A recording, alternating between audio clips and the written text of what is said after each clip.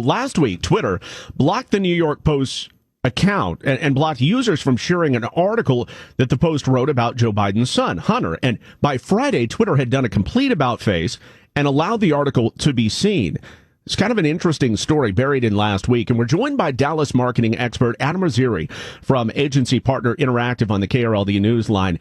Adam, we're seeing more and more of these incidents. So my question is, do social media platforms have a responsibility or even a right to censor content? It's a great question, and I think one that really businesses and our legislators are trying to explore in depth. And ultimately, whether or not it's their job, I think if you were to look at social media and really how it has sort of grown over time, you would say that it's not their job to fact check and to censor and to decide what sort of content is permissible and what sort of content is not permissible. There's support for that, actually, and that would be the FCC's Section 230, which basically says that these social media platforms are more or less immune to the repercussions of whatever type of content might be posted to their forums. And this is following a very crazy week last week where Wednesday, we saw Twitter block an article from the New York Post, which, by the way, is a media outlet that's been around since 1801 when Alexander Hamilton started it. But ultimately, they made the decision to block a report that was obviously very, I would say, damning for Joe Biden's son, Hunter, specific to his business dealings with Ukrainian oligarchs. Follow that Thursday, Twitter then also doubled down. And as the Trump campaign tried to share that same post, they actually blocked the president's campaign Twitter account. This was followed by a huge reversal on Friday where Twitter CEO Jack Dorsey said, hey, you know what? That was the wrong thing to do. We probably should not have done that. And so now here we are following a bunch of outrage. Now we have both the U.S. Senate and then also our Congress saying, hey, you know what, guys? It's time to revisit Section 230. It's time to talk to the social media leaders about how they police content, whether or not it's their job. And also, too, why is there so much inconsistency in the type of communications they choose to block? In the end, how tough of a line is this to walk for these companies? It's a very tough line to walk because the truth is there's bipartisan support for a move to further define what their Section 230